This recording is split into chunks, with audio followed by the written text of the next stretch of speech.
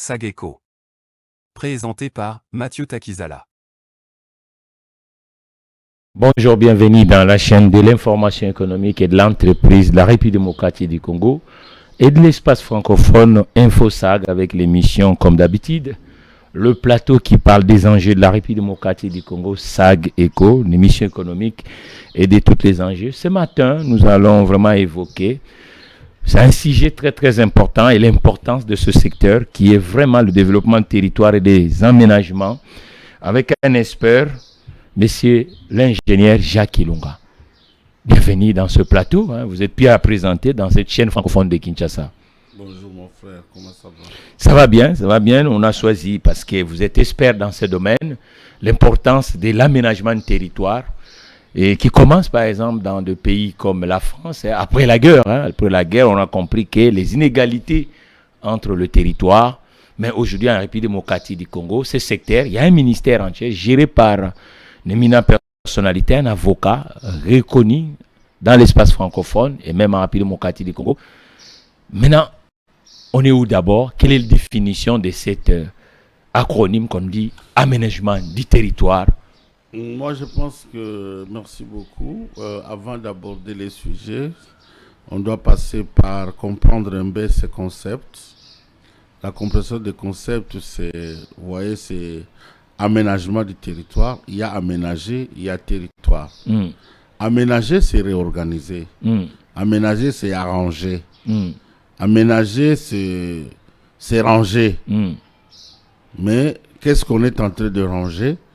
On range un territoire. C'est quoi un territoire?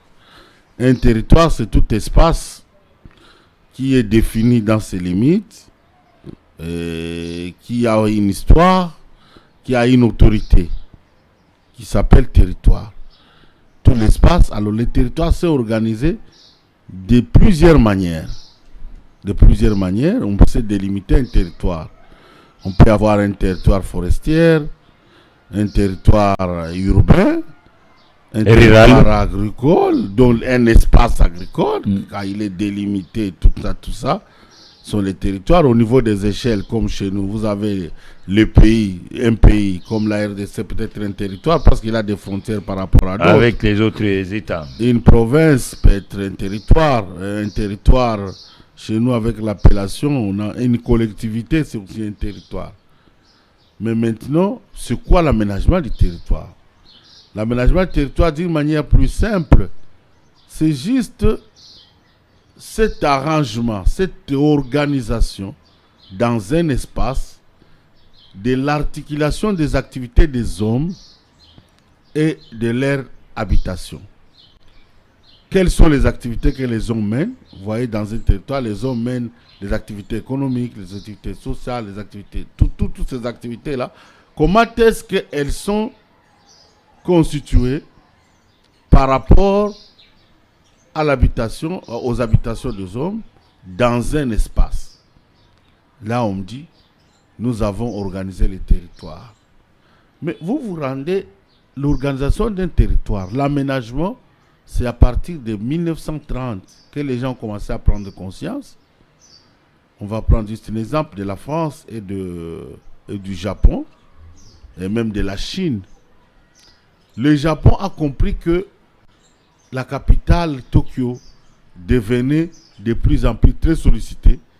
Tout le monde devait venir vivre dans la capitale. La démographie devenait très galopante. Comment est-ce qu'on peut, en créant des emplois, mais désengorger la capitale? Alors, on a créé des villes satellites. En créant des villes satellites dans les milieux ruraux, qu'ils ont transformés en villes, en transformant un espace en ville, elles créent de nouveaux emplois. En créant de nouveaux emplois, les gens qui devaient aller tous habiter la capitale commençaient à habiter dans les villes satellites. Parce qu'il y a des activités. Qu'est-ce qui attire que les gens vivent dans les villes satellites? Ou qu'est-ce qui fait la ville d'une ville? C'est d'abord l'emploi, l'industrialisation, soit l'agriculture, mais aussi les établissements publics et les infrastructures.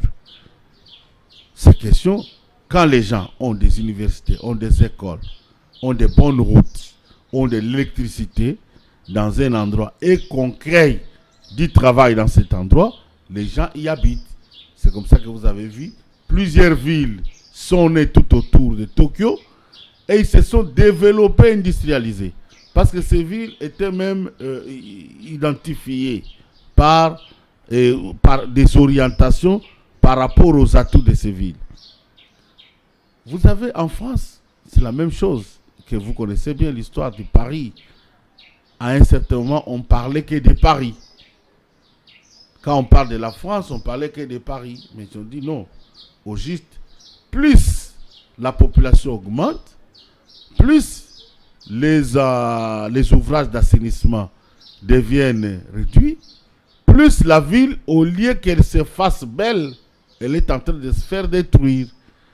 C'est comme ça qu'on a créé tout autour de Paris plusieurs centres à 1 heure de Paris, à 30 minutes de Paris, à 45 minutes de Paris. On dit aujourd'hui à Paris, le Grand Paris, c'est avec le périphérique. Très avec, bien, on a créé des périphéries. Mais voilà. Qu'est-ce qui a fait que les gens habitent dans ces périphéries? On a lié ces périphéries avec des grandes routes, des autoroutes. On y a installé des industries. On a installé des établissements publics. Ainsi, les gens sont partis y vivre. Donc, si je comprends bien, au Maroc, ils ont fait un plan, le plan d'aménagement du territoire au Maroc, qui a permis que le territoire puisse être entre les territoires, qu'on puisse être en compétition. Aujourd'hui, ce que nos territoires en République démocratique du Congo sont en compétition. Nous prenons par exemple la ville de Matadi, elle est en compétition avec quelle ville? Parce que normalement, entre les territoires, la concurrence doit être. C'est là que nous allons y arriver. Nous allons y arriver. C'est un exemple d'ailleurs que j'ai pris, l'exemple de la province du Congo central, que j'ai pris dans une des interviews que je fais il n'y a pas longtemps. Je pense que c'est là où on va arriver. Rappelez-moi quand on y arrive. C'est que la Chine a pris le même modèle, mais autrement. Oui. La Chine a combiné la création de villes satellites tout autour de Pékin et au-delà de Pékin, mais en créant dans les milieux ruraux des zones économiques spéciales où on devait favoriser les Européens, les autres Occidentaux à venir s'investir, s'installer. Dans des zones franches. Des zones franches avec plusieurs avantages. Et ils ont développé certaines activités et c'est une organisation. Tout ce qu'on voulait dire aménager, c'est organiser. Maintenant, nous, la RDC, où est-ce qu'on en est? C'est ce qui est très important. Est-ce que Maître Guy et le Maître Guy Luando a un plan sur ce secteur aujourd'hui en République démocratique du Congo? C'est pourquoi on en parle. Le ministre, mon ministre d'État, son Excellence Guy Luando Mboyo, que j'ai sali en passant. J'espère qu'il s'est beaucoup battu. Beaucoup battu. D'ici là, les gens vont voir les actions. Bien sûr, il s'est battu d'abord sur le plan institutionnel parce que l'aménagement n'était même pas bien implanté au Congo sur le plan institutionnel. L'aménagement vient d'être ministère qu'en début 2015-2017. Avant, c'était juste une appendice dans des ministères par-ci, par-là.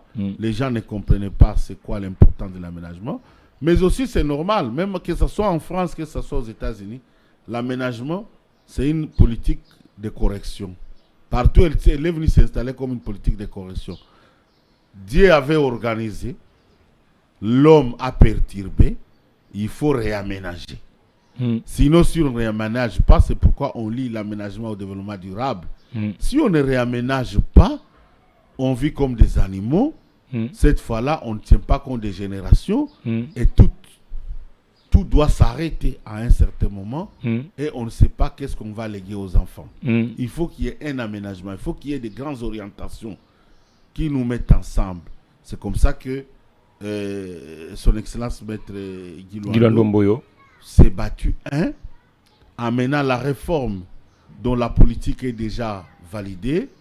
Aujourd'hui, nous avons les guides méthodologiques d'aménagement de plans au niveau local, au niveau provincial qui sont déjà validés. La loi qui est en promulgation, qui attend que la promulgation, j'espère que avant le mois de septembre, la loi sera promulguée. Mais ce qui est très important, tout ça, ce sont des outils juridiques. Mais l'outil... Du point de vue pratique, oui. Du point de vue pratique, on est en train de finaliser le schéma national d'aménagement du territoire.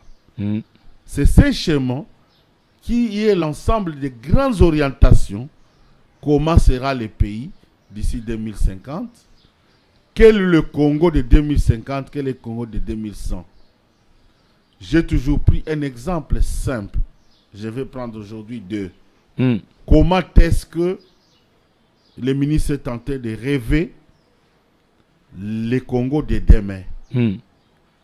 Quelles sont les grandes orientations qu'on prend au niveau de l'aménagement? Nous prenons l'exemple de la province du Congo central. Qu'est-ce qui est en grande partie comme richesse dans le Congo central? Vous avez les calcaires, vous avez l'argile, vous avez l'énergie, parce qu'on a Inga, on a Zongo, on a Inga 1, Inga 2, on a Zongo, on a l'énergie, mais on a la nationale numéro 1. Comment orienter le développement du Congo central?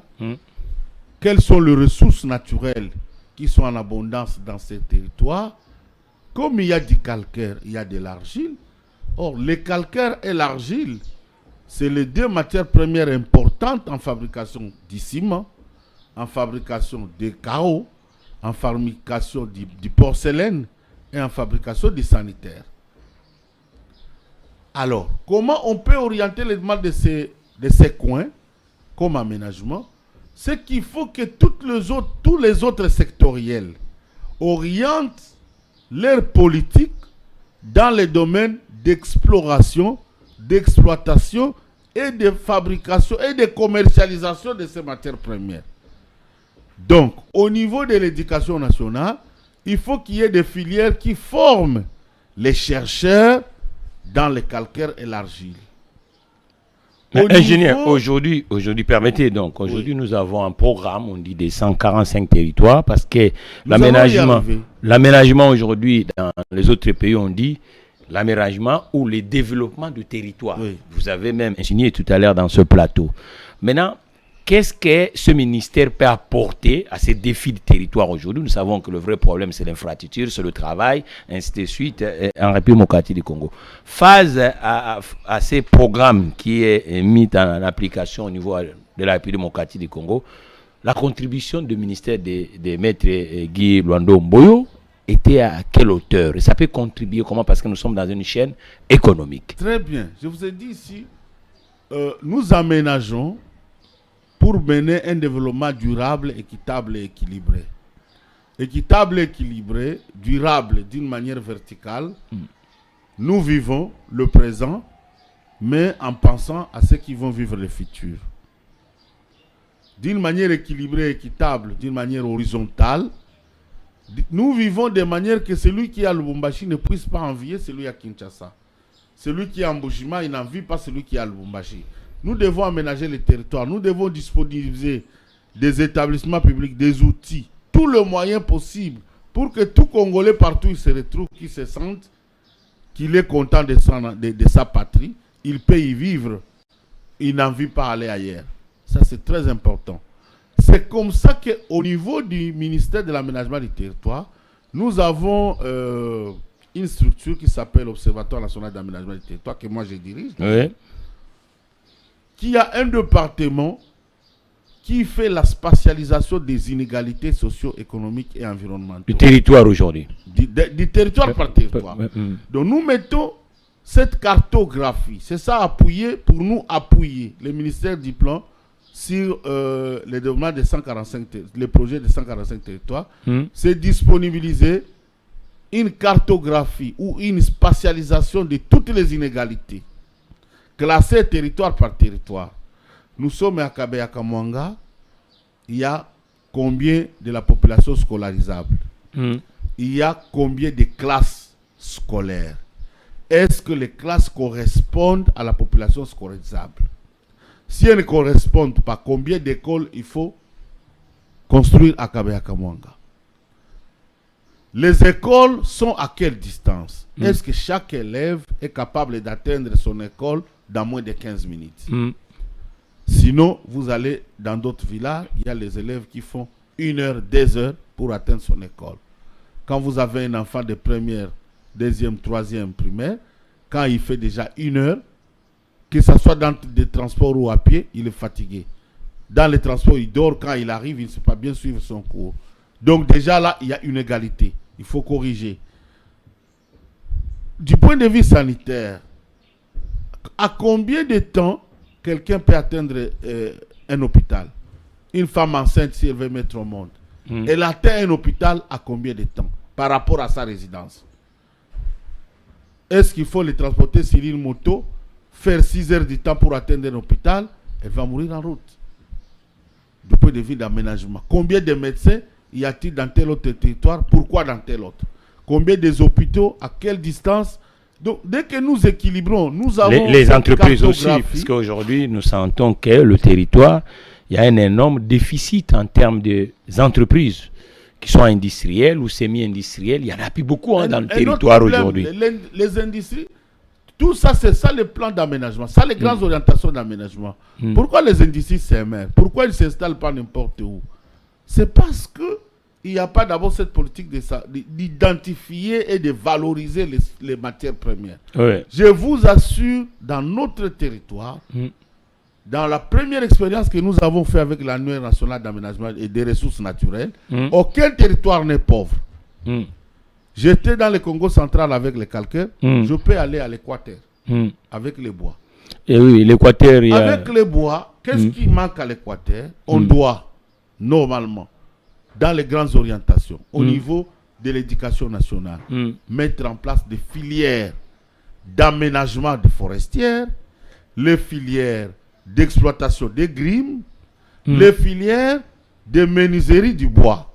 Très développées. Qui n'existent pas à l'heure actuelle. Qui n'existent pas, de manière que, au niveau du ministère des Commerces, au niveau du ministère des Infrastructures, quand on construit des grands bâtiments du gouvernement, comme on a tout à l'heure là, les centres financiers. Mais on ne doit pas amener les meubles de la Turquie.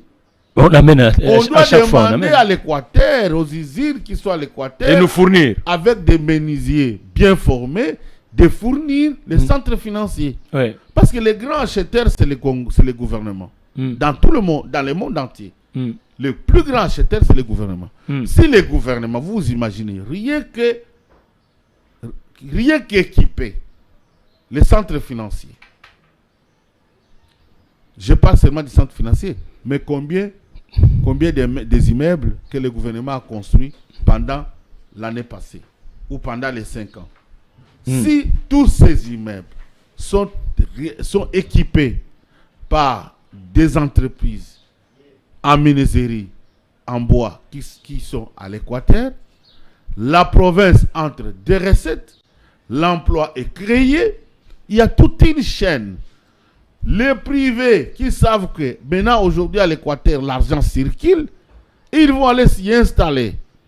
Mais comment ils vont créer des autres activités. Comment vous allez expliquer et ils vont y rester. au Congolais lambda qui dit que ces ministères, en réalité, ils ne comprennent pas les limitations du ministère de l'Aménagement du Territoire et celle de l'urbanisme ou celle des affaires foncières. Parce que dans la compréhension des Congolais lambda, ils disent non, c'est le seul ministère.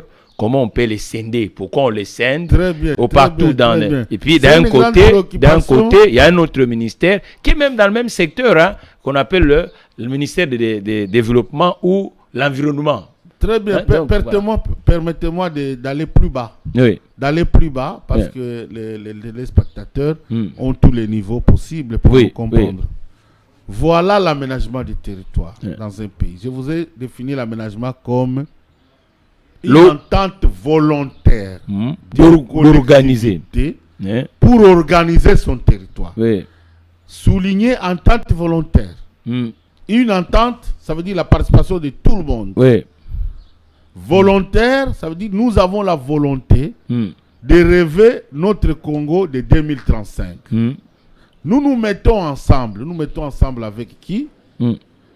Tous les ministères qui gèrent les espaces physiques sur le territoire doivent se mettre ensemble tout autour de l'aménagement du territoire. Vous avez l'urbanisme et habitat. Vous avez qui gère l'urbain. Vous avez les affaires foncières qui donnent les titres de lotissement. Vous avez l'environnement qui donne les titres sur l'exploitation forestière. Vous avez les mines qui donnent les titres sur l'exploitation minière. Vous avez les hydrocarbures qui donnent les titres sur les hydrocarbures. Maintenant, voilà notre RDC, c'est comme la table ici, où dans un coin, il y a des mines, dans l'autre, il y a des hydrocarbures, dans l'autre, il y a des forêts, dans l'autre, il y a les sols fertiles, dans l'autre. Or, il y a aussi les hommes qui veulent habiter. Il y a aussi un vice-ministère du développement du territoire. Non, non, il n'y a pas de développement rural.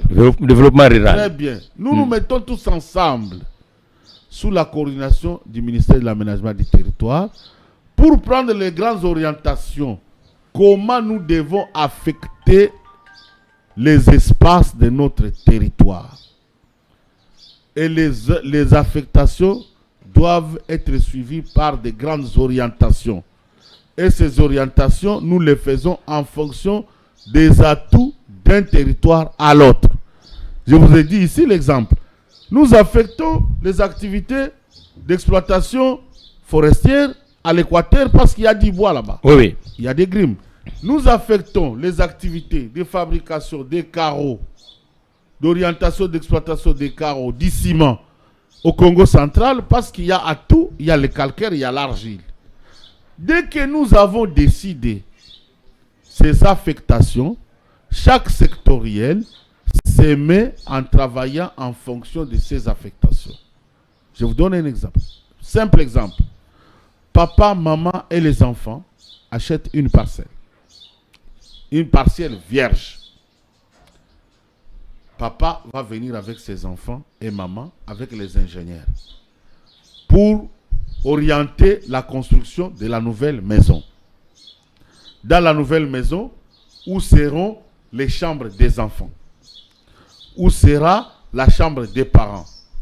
Où sera les salons? Où sera la cuisine? Les atouts, c'est que nous allons dire non. Nous mettons les salons devant parce qu'il y a la grande route. Nous mettons la cuisine derrière parce que là, c'est à côté des poubelles. C'est un atout.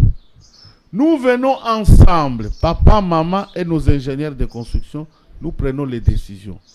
Le salon sera devant, il sera de tel mètre à tel mètre carré. La cuisine sera ici, le salon sera là-bas, ainsi de suite. Les ingénieurs nous construisent la maison.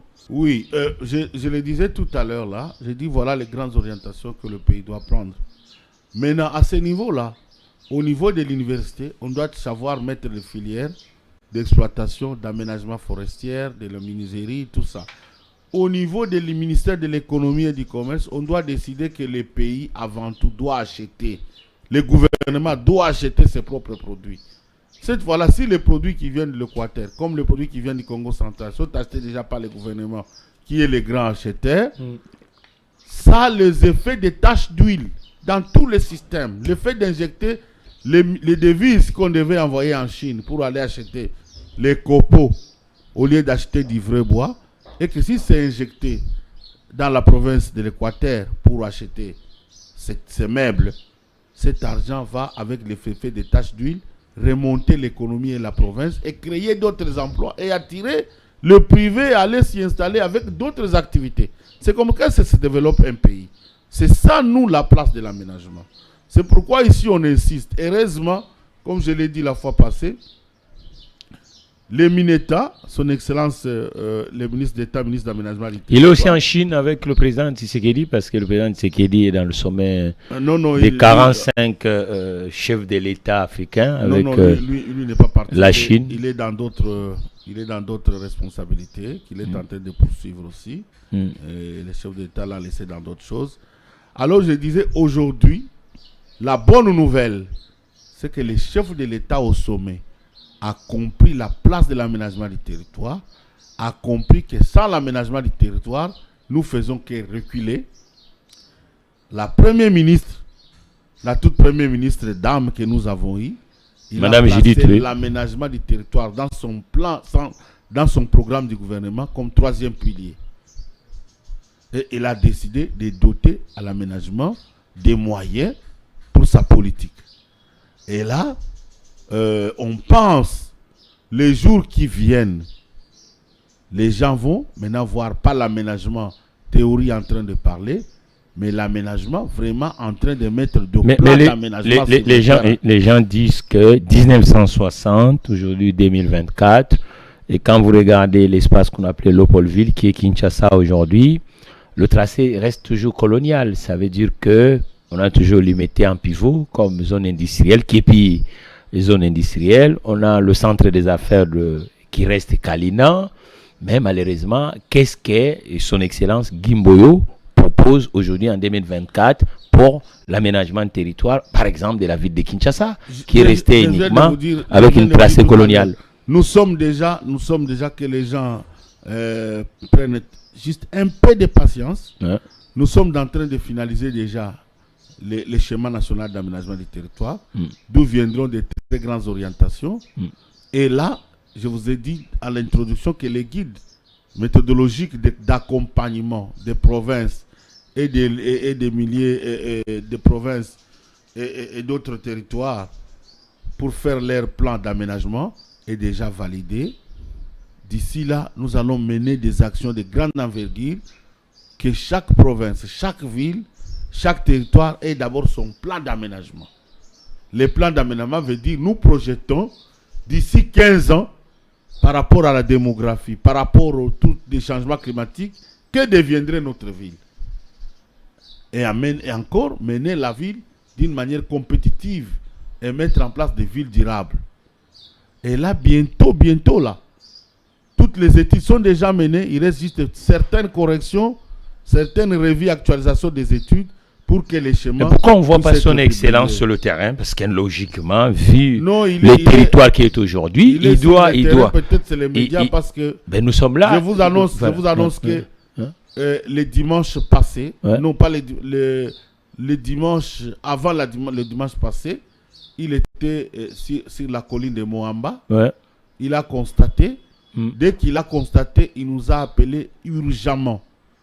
Et comme là, je pense que les gens nous ont vu en image les dimanches passés sous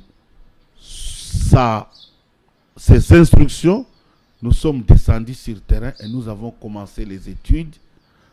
Dès que nous terminons ces études sur les Moamba, pour protéger toute la colline des flancs, nous allons mettre en place un plan réparateur, comme nous l'appelons, un plan de réparateur d'aménagement de toute la colline, de manière que tous ces établissements publics, commençant par les campus qui est notre patrimoine, qui a formé de génération en génération, doit être protégé.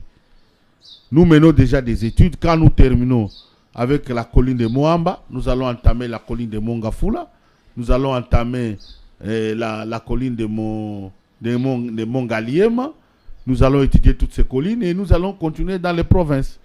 Et là, c'est un travail. Il a donné des instructions très claires et nous y sommes avec des instruments de la dernière génération technologique pour vraiment étudier, projeter. Nous allons faire les plans et les structures sœurs, les ministères sectoriels, soit les infrastructures avec OVD ou avec OVD, les autres, l'urbanisme et habitat, ils viendront mettre en œuvre les plans réparateurs que nous avons. Mais les gens ont l'habitude dans ces continents qu'on a fait l'Afrique, qui est le dernier dans tous les avancements d'aménagement du territoire, parce que le territoire africain n'est pas vraiment avancé en infrastructure. Ça, c'est un énorme déficit. On a l'habitude de voir le ministre sectoriel sur le terrain, voir les acteurs, parce que qui dit le territoire, dit aussi les entreprises, dit aussi les entrepreneurs. Mais Gimboyo, qui est aussi quelqu'un où on le voit tout le temps, mais là, c'est timidement. Le Congolais disent, parce qu'à Kinshasa, maintenant, on compte les ministres. Ça veut dire, il y en a un qui est devenu, on le voit tous les jours dans les ondes, mais là, son excellence, la chaîne des francophones, Meremieke, qui puisse être sur le terrain parce que la population est habituée aujourd'hui à voir les acteurs sur le terrain, donnent des consignes, comment on va aller, on est où et qu'est-ce qu'il faut faire. Je viens de vous dire, je le répète, il a décidé, il est sur le terrain chaque semaine. Oui, mais il faut que les images viennent ici, sur la rédaction par exemple d'Infosag, pour que la population comprenne que son excellence sur le terrain. C'est que nous devons augmenter la communication, au niveau de la communication. Mais pour être sur terrain, je vous apprends qu'il est sur terrain chaque jour. Et quand il est sur terrain, tout ce qu'il constate, il appelle nous ses soldats. Parce que bientôt, la grande dame pluie va retourner. Hein. Le territoire, vous savez, quand il pleut. Hein, on est en train d'y réfléchir beaucoup. Il fallait qu'on termine par là parce qu'on expliquait l'élément le plus important de conflit entre les sectoriels, soit entre l'aménagement, la compréhension de l'aménagement. Oui. Je disais que c'est comme les papas et sa femme et ses enfants. Ils ont acheté une parcelle qu'ils doivent construire. Dès qu'on a choisi, la chambre des enfants seront là, la chambre des parents sera à gauche, les salons c'est à droite et la cuisine c'est à gauche. Désormais, quand nous venons occuper la maison, la maman est dans la chambre et la cuisine. Les salons c'est pour nous tous et les enfants sont dans leur chambre.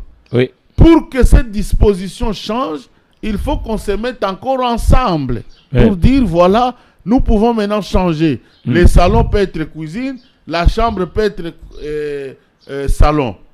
Tant que nous ne sommes pas encore concertés, personne ne peut venir changer de sa manière. C'est comme ça que ça fonctionne l'aménagement. L'aménagement du territoire coordonne et met en place les grandes orientations d'affectation des espaces. Dès que nous avons affecté, nous déterminons au ministère de l'Environnement, voilà les forêts. Et voilà les forêts que vous devez gérer. Et dans ces forêts, voilà les forêts d'exploitation, voilà les forêts de conservation. Le ministère des Affaires foncières, le ministère de l'Urbanisme, voilà là où vous devez espérer faire les lotissements pour installer les personnes. Les personnes seront là. Dès que vous pensez qu'il y a augmentation des personnes, il faut qu'on vous augmente les espaces, vous ne le prenez pas de vous-même. Nous devons encore revenir, évaluer, comprendre votre doléance et chercher dans le réserve mais aujourd'hui au Congo, pour vous réaffirmer. Aujourd'hui au Congo, ingénieur, excusez-moi, vous allez voir que les zones de marécage de fleuve Congo inondables est bâtie aujourd'hui. C'est l'anarchie. Voilà, c'est pourquoi nous parlons de l'anarchie. Parce que déjà, les lits des rivières sont des zones non construisables. Voilà. Qu'on ne peut pas construire. Sont des zones non édificantes. Vous ne pouvez pas les construire dans les lits des rivières. Qu'est-ce qui se passe aujourd'hui? Mon ministre le répète toujours. Le gouvernement doit cesser d'être une action caritative. Quand les gens vont construire dans les zones non édificantes, comme les lits des rivières ou les bassins versants, qu'est-ce qui se passe à chaque pluie? Maman Denise, Yakota et l'Abisso Makamboy. Maintenant, le gouvernement cesse de prendre ses occupations régaliennes, commence encore à aller chercher comment enterrer les morts, comment... Vous avez vu ce qui s'est passé à Matadikiba la dernière fois. Les autres. Hein, même dans des collines, vous avez fait, on a vu ici... C'est pourquoi d'ici là, et même je vous annonce, dès que la loi est promulguée, l'aménagement aura un corps des inspecteurs bien assermentés, bien formés en aménagement du territoire. Et ces inspecteurs, ils ne suivent pas la population. Parce que la population dit, nous, on nous a installés par tel ministère. Non, tel conservateur nous a donné des titres. Nous, comme aménagement, nous, on va traquer celui qui a donné des titres dans les zones qu'on n'a jamais prévu de lotir. Comment vous les avez lotis? Comment vous pouvez lotir sur les pentes d'au-delà de 30%? Mais c'est ce qui se passe. Comment vous devez lotir en dessous des hautes tensions? Comment vous pouvez lotir à moins de 10 mètres de rivière? Vous êtes dans le lit des rivières et vous lotissez, vous donnez les documents. Et ces gens, quand ils meurent, vous fouillez. Ce n'est pas normal. Donc, nous, au niveau de l'aménagement, nous allons jouer, et nous sommes en train de jouer les deux rôles. Nous avertissons la population qu'il y a des zones non édificantes. Mais il faut aussi des sanctions, ingénieur. Si on ne sanctionne pas... Les sanctions, il y en a. Tout est prévu dans la loi avec les mesures d'application qui vont s'en suivre. Mais avant, nous commençons par la sensibilisation, par la vulgarisation pour dire, voilà les zones rouges que vous ne pouvez pas. Ceux qui peuvent quitter, quittent déjà d'eux-mêmes avant qu'on vienne détruire. Mais ceux qui veulent aussi acheter, sachent que je ne peux pas acheter dans une zone rouge pour aller investir, sinon je perds mon argent. En tout cas, nous vous remercions pour aujourd'hui. Donc, nous sommes arrivés. Le caméra est là. Qu'est-ce que vous dites pour ce secteur qui est si stratégique et en corrélation avec le plan des 145 territoires? Quel est l'espace de ces ministères qui est géré par le maître Guy Luando Mboyo? Nous disons que l'aménagement, ce sont des grandes décisions stratégico-politiques. C'est au plus haut niveau où se prennent les décisions. Et s'il y a la volonté politique, comme nous la constatons maintenant, nous sommes sûrs et certains que beaucoup de choses vont se corriger. Parce que c'est comme on dit, aménager est venu. Dieu a bien créé cette terre. Il a donné la place à tout le monde. Il a donné les responsabilités à tout le monde. Mais l'homme, nous l'appelons en environnement un bioperturbateur. L'homme a tout perturbé. L'aménagement doit organiser. Sageko. Présenté par Mathieu Takizala.